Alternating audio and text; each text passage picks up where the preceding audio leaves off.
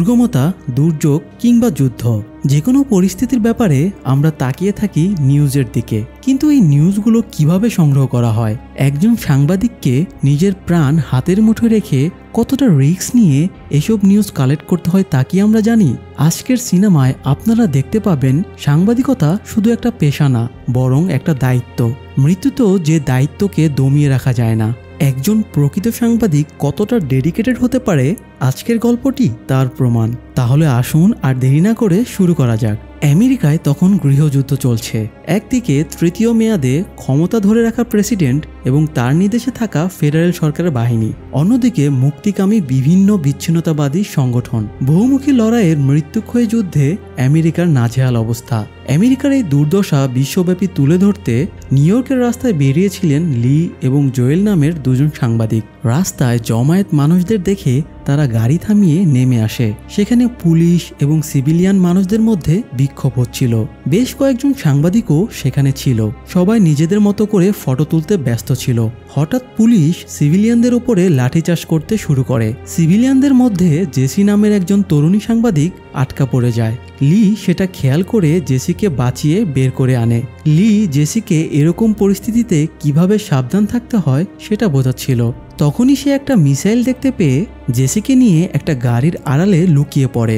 মুহূর্তের মিসাইল বিস্ফোরণে উপস্থিত প্রায় সকল সিভিলিয়ান মারা যায়। কিন্তু এই ঘটনা তাদের মনে তেমন আঁচ কাটে না, কারণ প্রতিনিয়ত এসব দেখে তারা অভ্যস্ত।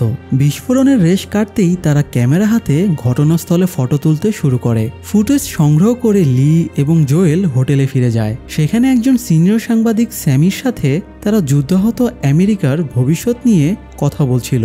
কথার এক ফাঁকে লি প্রস্তাব করে বসে তারা ওয়াশিংটন ডিসিতে গিয়ে প্রেসিডেন্টের ইন্টারভিউ নেবে। এটা শুনে স্যামি অবাক হয়ে বলে, তোমার কি মাথা খারাপ হয়ে গেছে?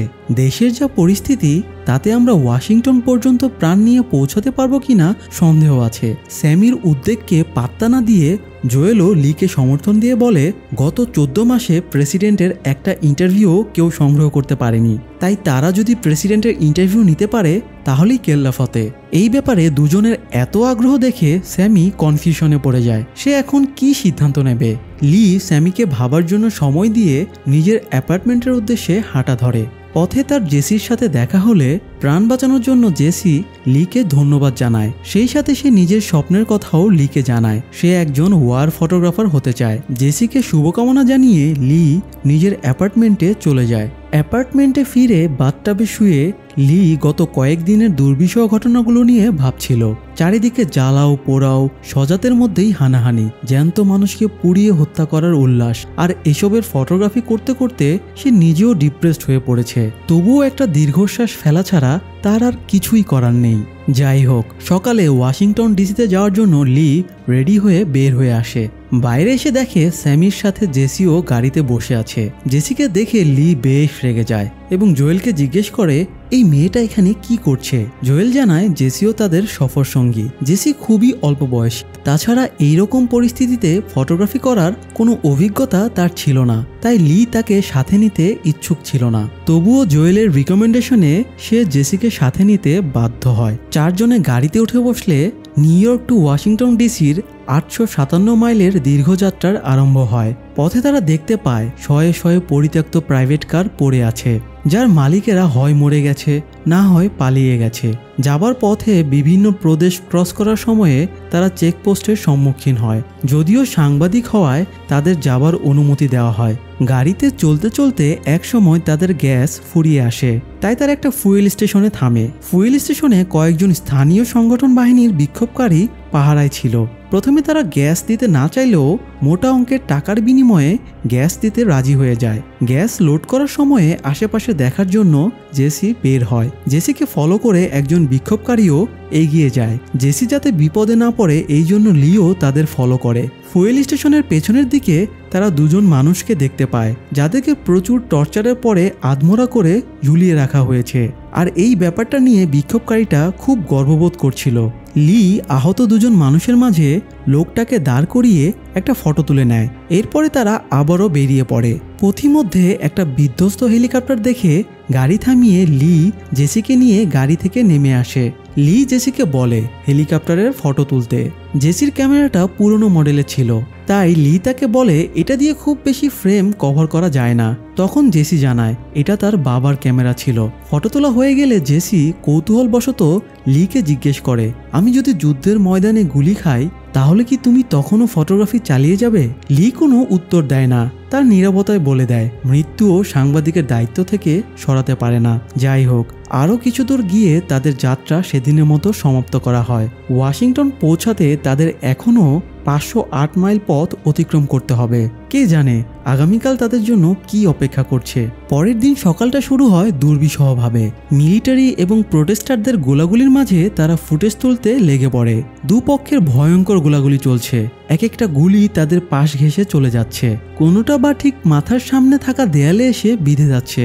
তবুও বাকি সৈন্যদের মতো তারাও যুদ্ধের ময়দানে সক্রিয়। পার্থক্য শুধু একটাই, সৈন্যদের হাতে বন্দুক আছে আর তাদের হাতে আছে ক্যামেরা। একজন প্রোটেস্টারের পেটে গুলি লাগলে বাকি সঙ্গীরা তার পেটের ক্ষতস্থানে রুমাল ঢুকিয়ে দেয় যাতে রক্তক্ষরণ কম হয়। এই দৃশ্য দেখে জেসির চোখ ছানা বড় হয়ে যায়। তবুও সে এই মর্মান্তিক দৃশ্য ক্যামেরায় ধারণ করে নেয়। যুদ্ধ আরও কিছুক্ষণ চলে এবং শেষ পর্যন্ত ফেডারেল সরকারের মিলিটারি বাহিনী পরাজিত হয়। যারা বেঁচে গিয়ে আত্মসমর্পণ করে তাদেরকেও ছেড়ে দেওয়া হয় না, লাইন ধরে দাঁড় করিয়ে মেশিন গান দিয়ে ঝাঁকে ঝাঁকে গুলি করে মেরে ফেলা হয়। এখানকার ফুটেজ তুলে তারা এগোতে থাকে।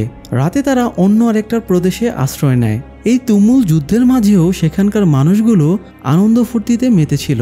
তাদের মধ্যে সময় কাটিয়ে তারা কিছুটা চাঙ্গা হয়ে নেয়। পরের দিন তারা আবারও বেরিয়ে পড়ে। তারা একটা শহরে এসে থমকে যায়। জোয়েল অবাক হয়ে বলে, তারা টাইম ট্রাভেল করে ভবিষ্যতে চলে আসেনি তো?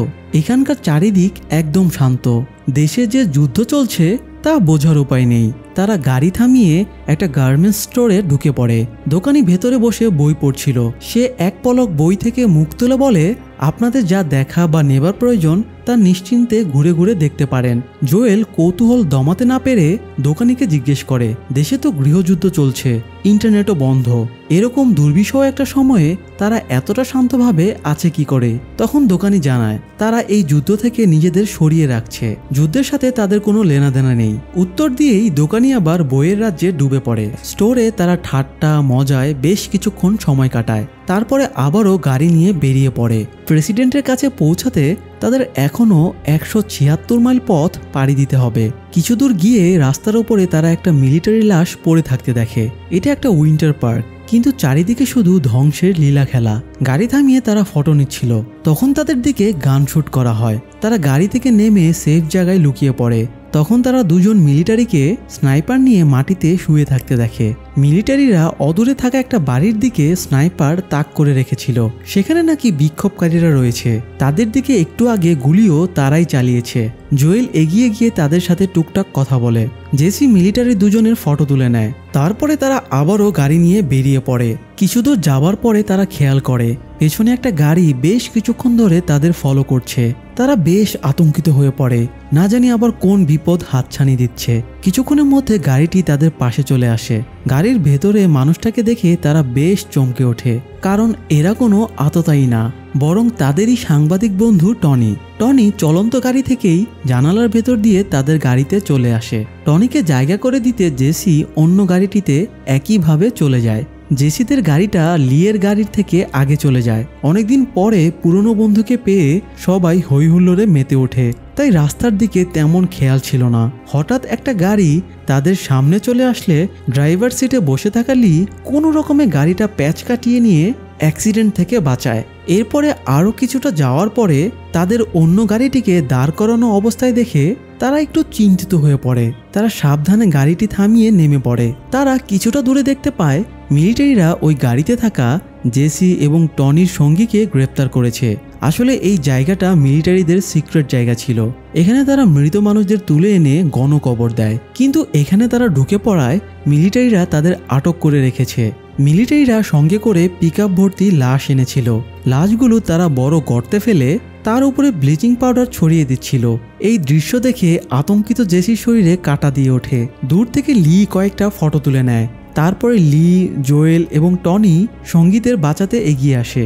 জোয়েল মিলিটারিদের বলে, ওরা আমাদের সহকর্মী, আমরা সবাই সাংবাদিক, আমরা একটা স্কুলের রিওপেনিং কনসার্টের কভার করতে যাচ্ছিলাম, ভুলে এখানে চলে এসেছি। কিন্তু মিলিটারিরা তার কথায় পাত্তা দেয় না, তারা প্রথমেই টনির সঙ্গীকে শুট করে মেরে ফেলে। তখন জোয়েল বলে তারা আমেরিকান, তাদেরকে যেন ছেড়ে দেওয়া হয়। তখন মিলিটারিরা প্রত্যেককে তাদের নিজেদের আইডেন্টিটি জিজ্ঞেস করে, কিন্তু তাদের মধ্যে টনি আমেরিকান ছিল না, সে চীন থেকে এসেছে শোনা মাত্রই মিলিটারি তাকে গুলি করে মেরে ফেলে।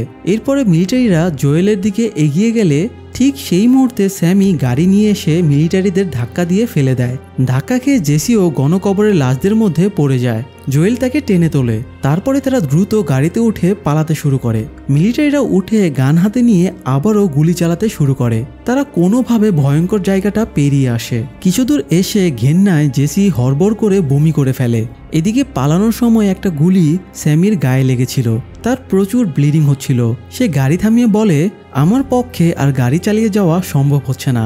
লি আর জোয়েল স্যামিকে পেছনের সিটে বসিয়ে দেয়। তারপরে জোয়েল ড্রাইভিং সিটে বসে দ্রুত যাত্রা শুরু করে। সারা রাত গাড়ি চালিয়ে তারা ওয়েস্টার্ন মিলিটারির ঘাঁটিতে এসে পৌঁছায়, কিন্তু ততক্ষণে স্যামি মরে গিয়েছিল।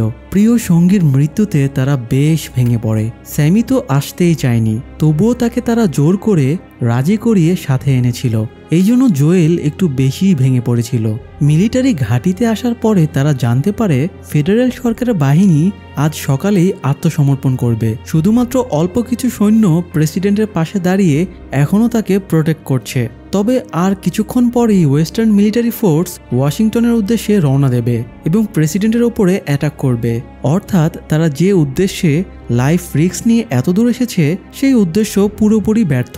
প্রেসিডেন্টের ইন্টারভিউ নেওয়া আর সম্ভব হবে না। এটা ভেবে জোয়েল অস্থির হয়ে পড়ে। তবে তারা সিদ্ধান্ত নেয় স্যামির মৃত্যুকে তারা বিফলে যেতে দেবে না। তারা প্রেসিডেন্টের ইন্টারভিউ নিতে না পারলেও তার পরাজয়ের মুহূর্তকে অবশ্যই ফ্রেমবন্দি করে সবার সামনে তুলে ধরবে। তাই তারাও মিলিটারি ফোর্সের সাথে ওয়াশিংটনে যাবার জন্য রেডি হয়। লি গাড়িতে লেগে থাকা স্যামির রক্তগুলো পরিষ্কার করা শুরু করে। এরপরে তারাও মিলিটারি ফোর্সের সাথে ওয়াশিংটনে যায়।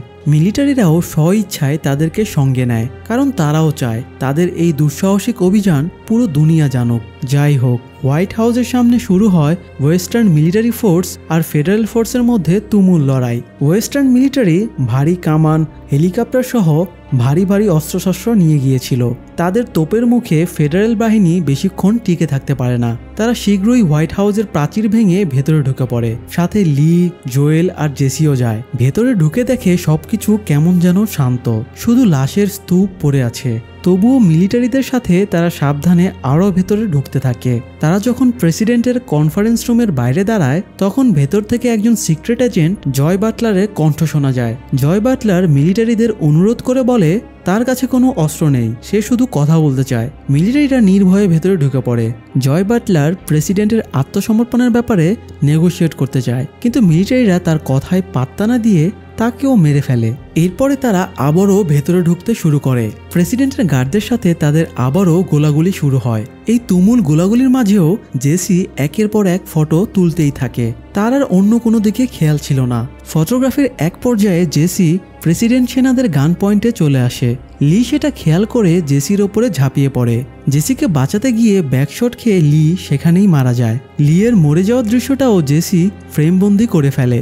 ঘটনার আকস্মিকতা কাটতেই কয়েক মুহূর্তের জন্য জেসি হতভম্ব হয়ে বসে থাকে। তার মনে হচ্ছিল সে আর এই দুনিয়াতেই নেই। এদিকে প্রেসিডেন্ট মিলিটারিদের হাতে ধরা পড়ে যায়। প্রেসিডেন্ট পালাতে গেলে মিলিটারিরা তার পা ধরে টেনে ঝাটকা দিয়ে ফেলে দেয়। তারা প্রেসিডেন্টকে গুলি করতে যাবে। এই সময় জোয়েল তাদের থামিয়ে দেয়। সে জানায় তারা প্রেসিডেন্টের পতনের দৃশ্যটা ধারণ করতে চায়। প্রেসিডেন্টের জীবনের শেষ ইন্টারভিউটা নেওয়া হয়ে গেলে মিলিটারিরা তাকে গুলি করে দেয়। আর বুকে পাথর চাপা দিয়ে সব কষ্ট জমা রেখে জেসি সেই দৃশ্যটা তার বাবার পুরনো ক্যামেরাতে তুলে নেয়। আর এর মধ্য দিয়ে সমাপ্ত ঘটে আমেরিকার ইতিহাসে নৃশংসতম গৃহযুদ্ধের। যে যুদ্ধের অর্জনের খাতা শূন্য হলেও ত্যাগ এবং হারানোর তালিকাটা আকাশচুম্বী। আমেরিকার গণতন্ত্রের নতুন ইতিহাস সৃষ্টির মাধ্যমে গল্পটি এখানেই শেষ হয়। দর্শক, সিনেমাটি বাস্তব ঘটনা নির্ভর না হলেও হয়তো অদূর ভবিষ্যতে এরকম কিছু ঘটা মোটেও অসম্ভব না। ক্ষমতার নেশা যেভাবে সবাইকে গ্রাস করে চলেছে, তাতে এরকম দিন হয়তো শীঘ্রই হাতছানি দিচ্ছে। তবুও আমরা যুদ্ধ নয়, শান্তি চাই সুস্থ জীবন, সুষ্ঠু রাষ্ট্র ব্যবস্থা, আর এই শান্তির বার্তা পৌঁছে যাক প্রতিটি দুয়ারে। এই কামনা রেখেই আজকের মতো এখানেই শেষ করছি। দেখা হবে নতুন কোনো আয়োজনে, ততক্ষণ পাশেই থাকুন। ধন্যবাদ।